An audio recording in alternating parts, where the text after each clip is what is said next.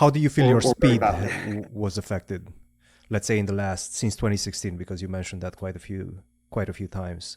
How would you say your speed, your reaction time changed throughout the years? Do you feel that your experience allows you to make decisions faster, or do you feel like due to age you're getting a bit slower? Because that kind of relates to the discussion about whether you get better as you age in chess. Yeah, my feeling is that my calculation became slower, and also sort of my will to look for tactical shots when I'm down to seconds. Also, I mean, not to be like overestimated anymore. I mean, I have this tactical vision, but like if I don't see it immediately, I normally don't find it, let's say, which was not necessarily the case like 6-7 years ago. But at the same time, some of the like general understanding decisions are much easier for me now. And I think I became much more like in many ways like practical, and it sort of became my nature. Like, say, I remember we played, I watched the video recently, actually, like I was very impressed. So we played some, like, whatever, we played some Blitz tournament in Moscow. Like, it doesn't even matter, like, what the prizes are. We played some, like, Town Memorial or whatever. So I played Karyakin. And I mean, okay, we play, like, a sharp game. I'm white, I somehow played him. Then, like, as always, he's down to, like, 20 seconds and lost. And you have a minute. Then he started to defend brilliantly. Then something happened. Then, like in the end, I have like a rook and bishop, and he has a rook, knight, and pawn. And this pawn is about to be promoted, sort of like it's a black pawn on like g4, and at some point he goes g3, and I can take on g3 and give up the bishop, which like now I'm sure I do like 100% of the time, like against anyone even. I don't even think about it anymore. But back then I obviously saw it, but I sort of, like, I don't even know. I probably wanted to prove like I'm not even worse or something, I don't know. But the pawn actually promoted and I lost. And like this is the kind of decision that, let's say from the practical point of view, what I did was obviously stupid. And I don't see it happening again when I'm like over 25, let's say.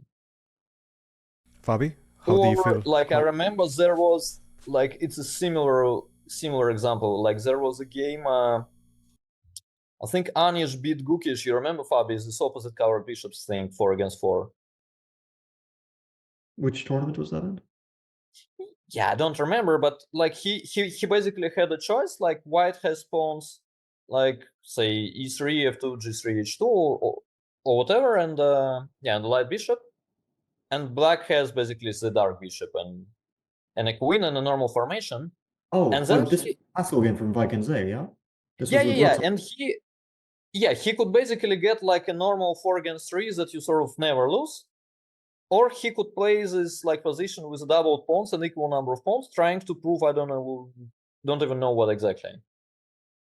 And he did the second thing, which is exactly, yeah. I mean, I can see myself doing the same thing if they go. You know, this is like pretty same that I did against Sergey. So those kind of things you simply don't like even consider anymore. Is my impression. Same, I think, actually goes to you. You sort of became way more, when it comes to defending, you sort of became way less principled in some sense and way more practical. Like if you know it's a draw, you actually take it. If you're slightly worse there, it doesn't matter, it's a draw. Like Yeah, the hard you way. sort of always take a guaranteed draw from a worse position that can even take like 50 moves of like sort of suffering, but you're never going to lose, as compared to slightly sharper ways that probably works. No, I learned this the hard way, and also like playing Magnus, I think I basically accepted a few times that yeah, I'll defend this forever as long as I'm pretty sure that he has no way of like using his abilities basically. Like the position is too dry for him to do anything. So even if it's enormous suffering, as long as it's like very or nearly 100% chance of draw, I'll take the suffering. Yeah, exactly. That was part of like I knew that I kind of would have to do that against him. So I learned a lot in terms of like defensive stuff from that match against Magnus. Because yeah, you actually did very well in that sense there. Yeah. Yeah, like if there's anyone who pushes better positions in the world, like the best player, it has to be Magnus. I think there can be like no debate that in terms of like pushing slightly better positions to their maximum, he's probably not even probably, just like definitely the most skilled. I was even like looking yesterday, um he was playing Lazovic. And like more or less just nothing the whole game, just absolutely nothing. I mean, equal pawns. He just has like slightly better bishop, yeah, which more of Lazovic's pawns are on. I guess it was dark squared bishops and like c5 structure against c4 b3 and some pawns on king side. And it's like eventually somehow it works out. I don't even know exact. I couldn't pinpoint like what Magnus did that was good, Yeah, but I just exactly. know that other players wouldn't do it. Yeah.